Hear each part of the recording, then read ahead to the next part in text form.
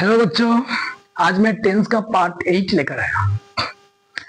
Part 8 में हम लोग पास्ट परफेक्ट टेंस के बारे में बहुत ही बारीकी से समझेंगे। याद रखिए, इस टेंस का नाम है पास्ट परफेक्ट टेंस। ठीक है, इस टेंस के बारे में बहुत बच्चों का कहना है, जो लर्नर्स हैं उनका कहना है कि सर ये टेंस बहुत कठिन है। हाँ, बहुत कठिन है, अर्थात ऊपर से चला जाता है। देखिए, असल में क्या है ना, उतना कठिन है नहीं। या तो आप इसको कठिन बना दे रहे हो या आपके सामने इसे कठिन बनाकर परोसा जा रहा है, बस इतना ही से गंदा। ठीक है, देखिए मैं कितनी सहजता से इजीली इसको आपके सामने रख रहा हूं। बहुत सिंपल सी बात है, इसको समझिए, इसके कॉन्सेप्ट को समझिए। देखिए, मैं अभी जो टेंस करवा रहा हूं ना, ये जो बेसिक नॉलेज दे रहा हूं, एक समझिए कि ये आपके सामने एक रेफरेंस बुक जा रहा है, एक नोटबुक, एक गाइड बुक्स के रूप में ये आपके पास रहेगा। इसके बाद इसका कंप्लीट होते ही मैं इसका शॉर्ट वीडियो वगैरह बनाऊंगा, जिसमें मैं हर एक टेंस का को प्रैक्टिस करवाऊंगा। उसमें मैं इतना कुछ बोलूंगा नहीं, ये सब आप लोग पहले ही हजम कर चुके होंगे। ये हजम करने के बाद मैं इस पर आधारित कुछ सेंटेंस, कुछ वाक्य को मैं प्रैक्टिस करवाऊंगा। 12 जितने भी 12 प्रकार के टेंस होते हैं, हर एक टेंस का मैं अलग अलग वीडियो, छोटा छोटा वीडियो 5 या 10 मिनट के अंदर की होगी, मैं इसको प्रैक्टिस करवाऊंगा। ठीक है, लेकिन इसका होना बहुत जरूरी है। अगर आपको बेसिक पता नहीं होगा तो वो 5 मिनट या 6 मिनट का वीडियो कोई काम का नहीं होगा। ठीक है, इसलिए पहले बेसिक को समझिए।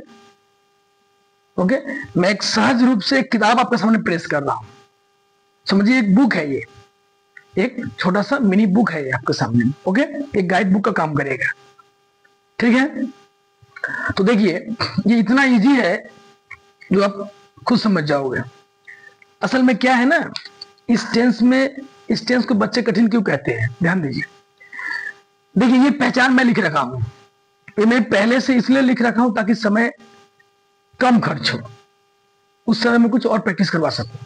देखिए, इस टेंस मतलब पास्ट परफेक्ट टेंस का प्रयोग हम लोग एक्चुअली कहां करते हैं, कॉम्प्लेक्स सेंटेंस में। अच्छा, कॉम्प्लेक्स सेंटेंस को हिंदी में हम लोग मिश्रित वाक्य कहते हैं। कॉम्प्लेक्स होता क्या है, कॉम्प्लेक्स मतलब जहां पे दो वाक्य, दो या दो से अधिक वाक्य एक साथ जुड़े होंगे, दो भिन्न भिन्न काम किया जाएगा, है ना, कॉम्प्लेक्स होते हैं वहां पे। इसके बारे में और ज्यादा जानेंगे सेंटेंस के बारे में। तो कॉम्प्लेक्स सेंटेंस यानी मिश्रित वाक्य, मिश्रित सुनने हो ना, मिश्रित, दो वाक्यों का मिश्रण होगा, कम से कम दो वाक्य तो यहाँ पर होगा ही, तो मिश्रित वाक्यों में होता है। अर्थात पास्ट परफेक्ट टेंस का इस्तेमाल जो हम लोग कॉम्प्लेक्स सेंटेंस में करते हैं। सामान्यतः, मूलतः, ज्यादातर देखा जाता है ये जनरली जब दो घटनाएं, ध्यान दीजिए, जब दो घटनाएं यानी दो काम कह सकते हो आप, तो कार्य भूतकाल यानी कि पास्ट टेंस में बीते हुए समय में एक के बाद एक, यानी एक खत्म होते ही दूसरा एक और शुरू हो गया, एक के बाद एक हो और उनका आपस में कोई घनिष्ठ संबंध हो, कोई घनिष्ठ संबंध हो। जब एक काम खत्म होता है दूसरा एक और शुरू होगा, एक खत्म फिर दूसरा एक और कार्य शुरू होगा, वो भी खत्म होगा, ये दोनों कार्य आपस में संबंधित होंगे। जैसे मान लीजिए मैं कहूं कि मेरे स्टेशन पहुंचने के पहले गाड़ी खुल चुकी थी, तो मेरा स्टेशन का पहुंचना और गाड़ी का खुलना दोनों में संबंध है। पहले काम कौन सा हुआ, पहले कौन सा काम हो रहा है, मेरा स्टेशन का पहुंचना, और एक है मेरा स्टेशन का पहुंचना, दूसरा है गाड़ी का खुलना। तो पहले तो गाड़ी खुल चुका था, बाद में मैं पहुंचता हूं, तो दोनों में संबंध है ना, मेरा पहुंचना, गाड़ी का खुलना, यानी कि मेरे पहुंचने के पहले ही गाड़ी खुल चुकी थी। देखिए, तो ये दो काम हो रहा है, मेरा स्टेशन पहुंचना और गाड़ी का खुलना, तो ये दो वाक्य एक साथ जुड़े हुए हैं, इसलिए ये क्या है, कॉम्प्लेक्स सेंटेंस है। ओके, तो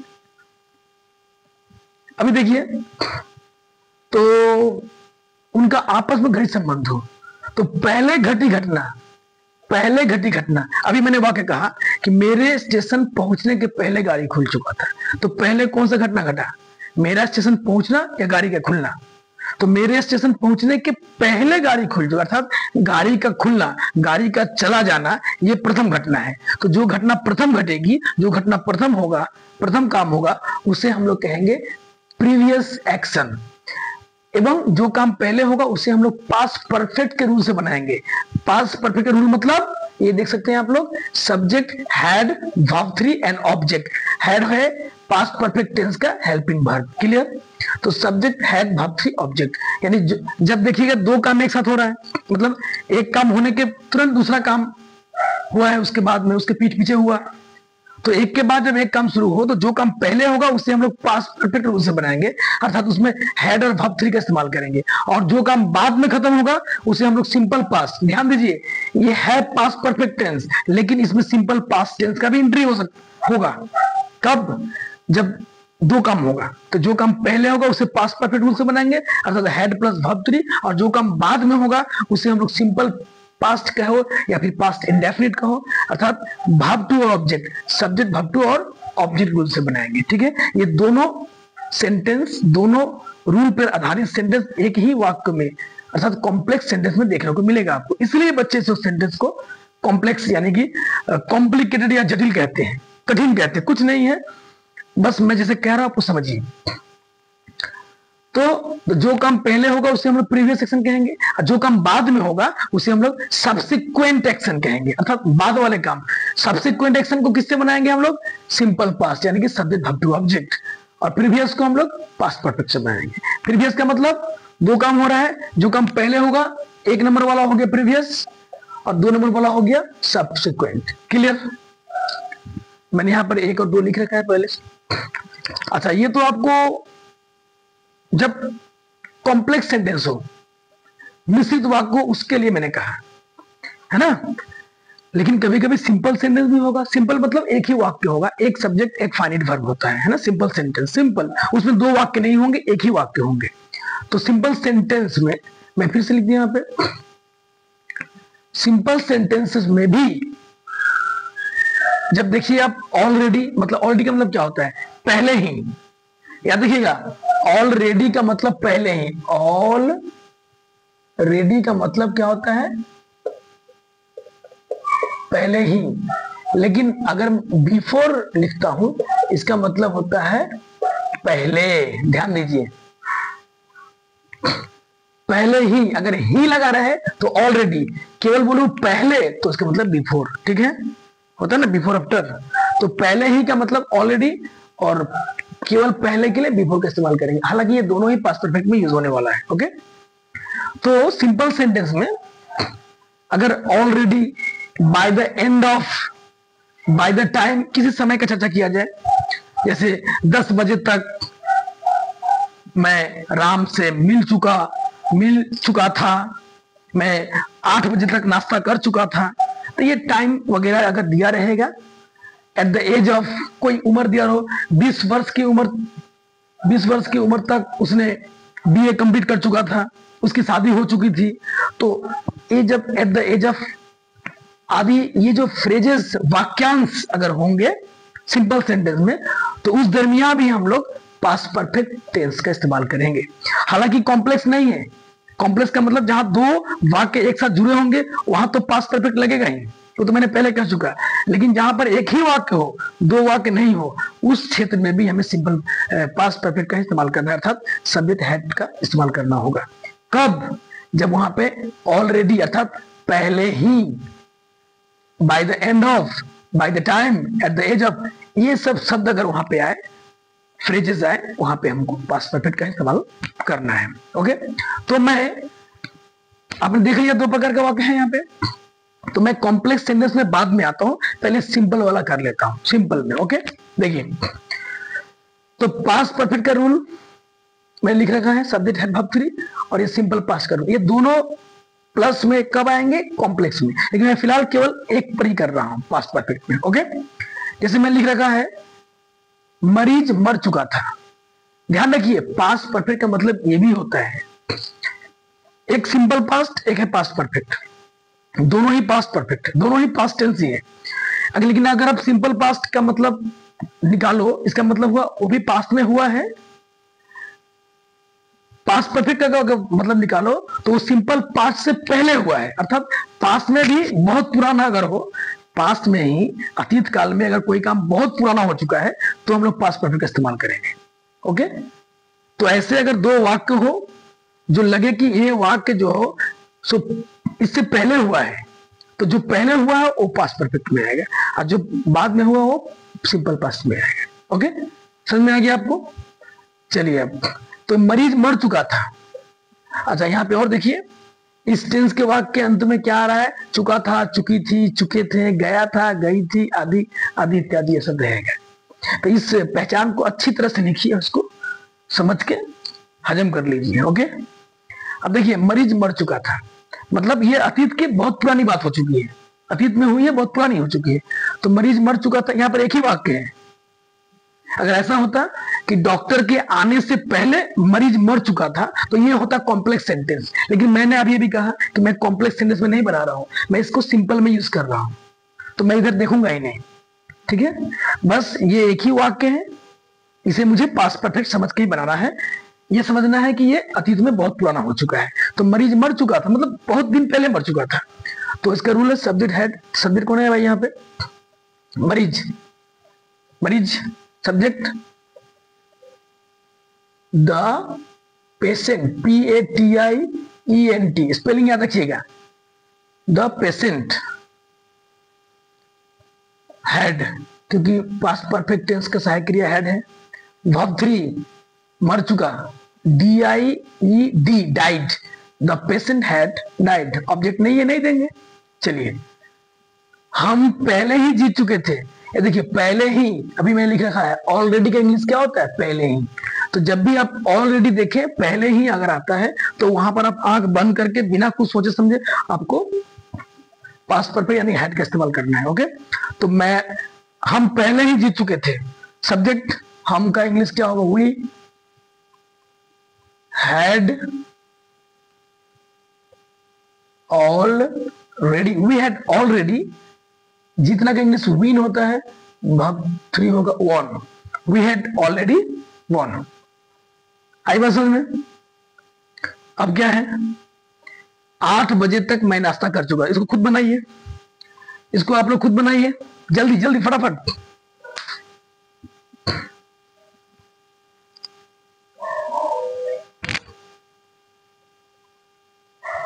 हो गया? देखिए, 8 बजे तक मैं नाश्ता कर चुका था, तो 8 बजे तक यहां पर मैंने लिख रखा था ना, सिंपल पास्ट में देखिए आप, यहाँ पे बाय द टाइम, मतलब एक समय निश्चित किया गया है, 8 बजे तक मैं नाश्ता कर चुका था। तो मैं, आप टाइम को पहले भी लिख सकते हो, प्रॉब्लम नहीं है, या लास्ट में। तो मैं नाश्ता कर चुका था, क्या होगा? I had taken, I had taken breakfast. I had taken breakfast by, क्या होगा? By 8 o'clock. By 8 o'clock, हाँ, यहाँ पर ओ का इस्तेमाल करिए। By 8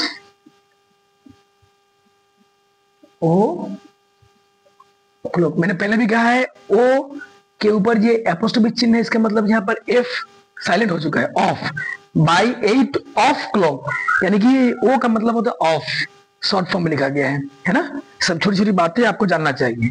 तो समझ में आ गया? I had taken breakfast by 8 o'clock, अर्थात कभी भी देखिए सिंपल सेंटेंस में जहां पे कॉम्प्लेक्स नहीं है, अगर ये वाक्य को दिखाई पड़े already, by the end of, by the time, at the age of, तो उस जगह पे आप पास्ट परफेक्ट का जरूर इस्तेमाल कीजिए। ठीक है, इससे आपका समझने में यह सहज हो गया। अब मैं आपको कॉम्प्लेक्स के बारे में समझाऊंगा, इसको जल्दी से फटाफट लिखिए, स्क्रीनशॉट लीजिए। चलिए, अब देखिए, मैं इसको मिटा दूं। अब कॉम्प्लेक्स में क्या होता है?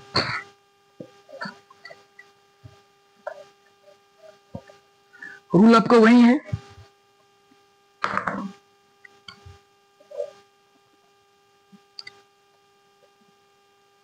Complex sentences. देखिए, इसमें क्या था?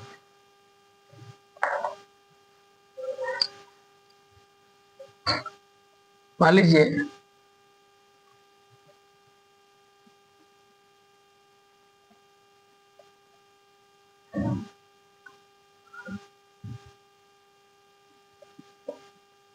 रोगी यानी मरीज आने के पहले, रोगी के आने के पहले डॉक्टर मर चुका था। रोगी के आने के पहले डॉक्टर मर चुका था। हंसना मना है यहाँ पे, कोई बात नहीं, मुंह में हंस लो। देखिए यहाँ पे क्या है, इसमें बार बार तो आपने सुना होगा हमेशा रोगी ही मरता है। क्यों भाई? रोगी का ठेका लेकर रखा है जो बार बार उसी को मरना है।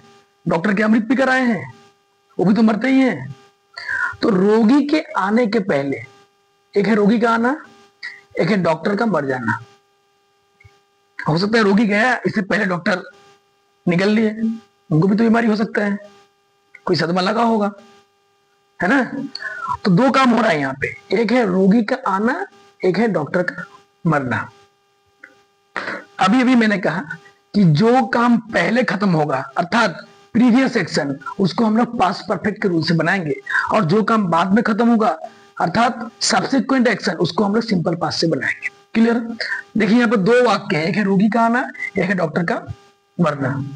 अब इन दोनों वाक्यों में आप चिन्ह लगाएं कि प्रथम काम कौन सा हो रहा है, रोगी का आना या डॉक्टर का मरना।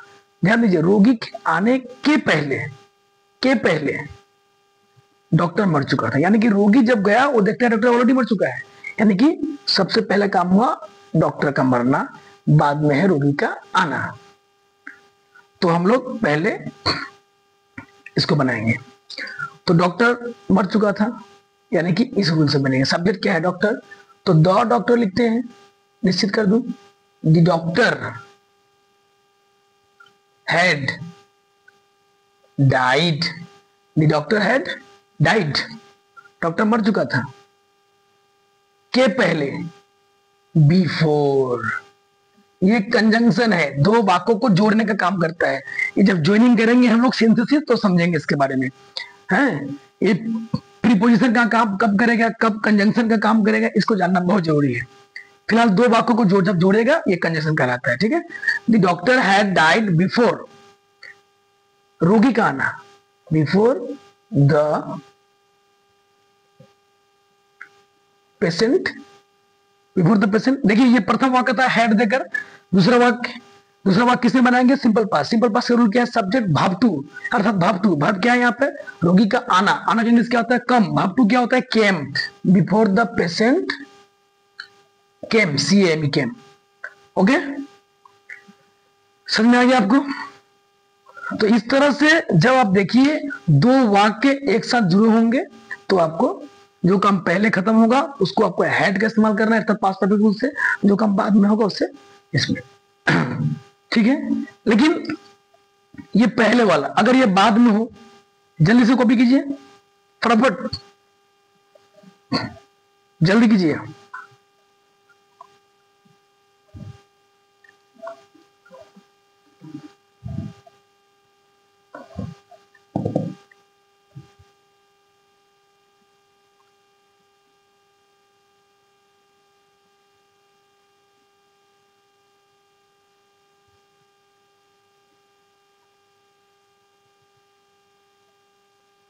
देखिए, सूर्य निकलने के पहले मैं हाथ मुंह धो चुका था। मैं इसको मिटा दूं,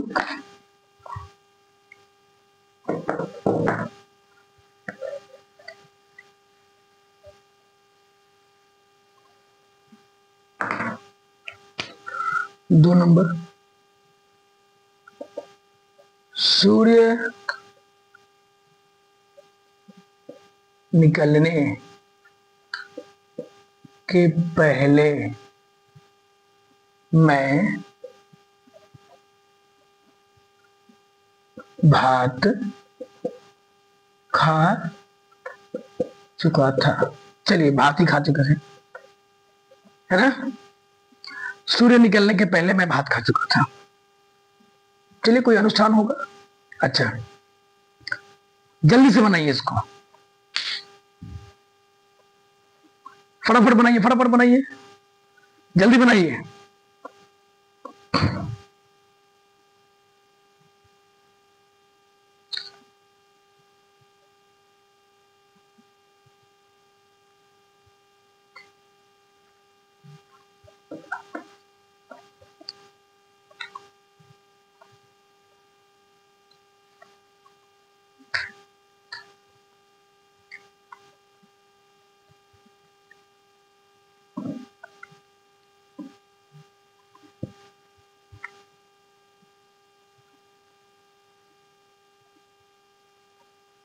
चलिए क्या लिखे आंसर, सूर्य निकलने के पहले मैं भात खा चुका था।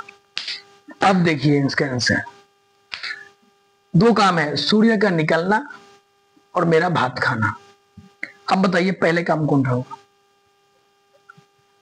तो सूर्य निकलने के पहले मैं भात खा चुका, यानी कि ये पहले हो रहा है और ये बाद में हो रहा है, यानी ये एक नंबर वाक्य तो ये थे, यानी कि सब सब्जेक्ट हेड से बनेगा। तो मैं भात खा चुका था, यानी कि I had eaten rice, I had eaten rice, मैं भात खा चुका था पहले, बिफोर। दो सेंटेंस को जोड़ने का काम ये कर रहा है, ये कंजंक्शन है, ठीक है। एक आठा समझते हो, आठा फेविकॉल फेविक्विक, ये वही है, ये दो सेंटेंस को जोड़ रहा है, चिपका रहा है। I had eaten rice before, सूर्य का निकलना क्या होगा, बिफोर द सन, निकलना का इंग्लिश होता है राइज, RISE। देखिए क्योंकि ये दो नंबर वाक्य है, अर्थात दोनों वाक्य सिंपल पास्ट में बनेगी, तो verb two, before the sun rose, rise rose इधर ना, तो वर्ब टू हो गया रोज। आई भाषण में तो इस तरह से हम लोग बनाते हैं। अच्छा ये तो मैंने कहा आपको पहले के लिए, लेकिन अगर यहां पर बाद में आए, आफ्टर के लिए, तो उसमें भी यही रूल लागू होगा। बस पहचानना आपको यही है कि कौन काम पहले हो रहा है। जो काम पहले होगा उसको हेड से बनाएंगे, जो काम बाद में होगा उसको हम लोग वर्ब टू से बनाएंगे। लेकिन जब भी आफ्टर आए, मतलब के बाद आए, यहां पर पहले की जगह के बाद आए, तो उस जगह में हम लोग आफ्टर, ये जो हेड वाला वाक्य है इसको लास्ट में लिखेंगे और ये वर्ब टू वाला को पहले लिखेंगे, सब वही रहेगा। ओके चलिए देख लेते हैं इसको, जल्दी से लिखिए, लिखिए, मैं इसको एक वाक्य लिखिए।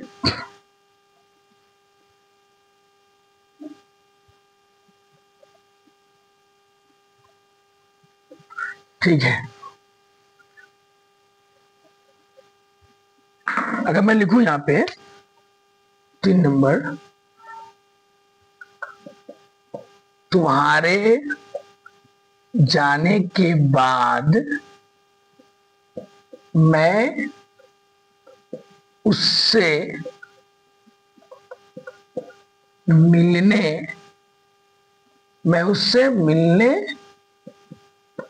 गया था। ठीक है, तुम्हारे जाने के बाद, यानी तुम्हारा जाना एक वाक्य है, मैं उससे मिलने गया था ये एक वाक्य है, और ये तो के बाद यहां पर तो आफ्टर आएगा, के पहले के लिए बिफोर आया था, है ना, ये भी एक कंजंक्शन है, दो सेंटेंस को ये जोड़ रहा है ना। अब सोचिए पहले कौन सा काम हुआ है, तुम्हारा जाना और मेरा मिलना। तो तुम्हारे जाने के बाद मैं उससे मिलने गया, अर्थात सबसे पहले तो आप चले गए, ये 1 नंबर वाक्य, इसके बाद मैं मिलने गया, ये 2 नंबर वाक्य। अर्थात इसको हम लोग बनाएंगे पास्ट परफेक्ट के रूल से, है ना, पास्ट परफेक्ट, और इसको बनाएंगे पास्ट इंडेफिनिट, यानी कि सिंपल पास्ट, यानी कि सिंपल पास्ट, है ना। आई बात समझ में, क्योंकि ये हैड, ये आफ्टर वाली बात है, तो इसमें हालांकि काम पहले वाला ही होगा, लेकिन जो काम बाद में होगा उसको पहले लिखना है, याद रखिएगा। बिफोर और आफ्टर में इतना ही अंतर है। तो क्या लिखेंगे इसको, मैं उससे मिलने गया था, ये बात वहां है, तो आई, ये रूल नंबर 2 से बनेगा वर्ब टू। तो मिलने का इंग्लिश क्या होता है, मीट, मीट का वर्ब टू क्या होता है, मेट, आई मेट। अच्छा यहाँ पे मिलने गया, देखिए गया भी है मिलना भी है, दो काम है यहाँ पे, तो दो काम है, जाना का इंग्लिश गो, वर्ब टू क्या होगा, went, I went to, I went to meet, I went to meet, किससे, उससे, अगर लड़का है तो हिम, लड़की है तो हर, मैंने हर लिख दिया। I went to meet her, मैं उससे मिलने गया था। आफ्टर, ध्यान दीजिए, के बाद, आफ्टर, तुम्हारे, तुम जाना, आफ्टर तुम्हारा जाना, सब्जेक्ट कौन है इसमें, यू।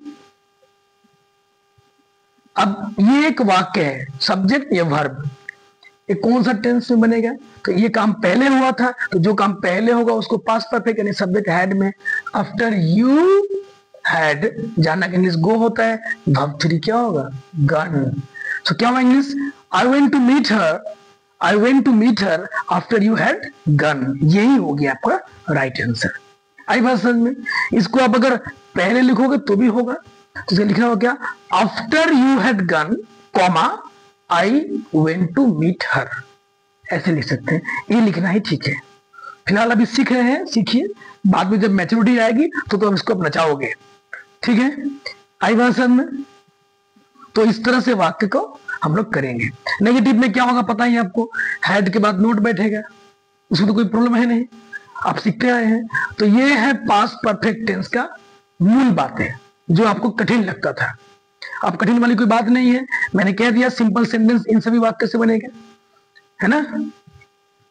और जब भी कॉम्प्लेक्स सेंटेंस देखेंगे, दो वाक्य एक साथ जुड़े होंगे, तो जो काम पहले खत्म होगा उसे पास्ट परफेक्ट रूल से बनाएंगे, जो काम बाद में खत्म होगा उसे सिंपल पास्ट रूल से बनाएंगे। पास्ट परफेक्ट का सहायक क्रिया क्या है, हैड, बस, ज्यादा क्या बताऊं, बहुत ईजी है। इसको बार बार देखिए, समझिए और समझ में आएगा, ठीक है। अब मैं टेंस का पार्ट 9 लेकर आऊंगा, इस टेंस का जो लास्ट है पास्ट परफेक्ट कंटीन्यूअस, उस टेंस के बारे में। बहुत जल्द मिलते हैं, अवश्य मिलेंगे, बहुत जल्दी मिलेंगे।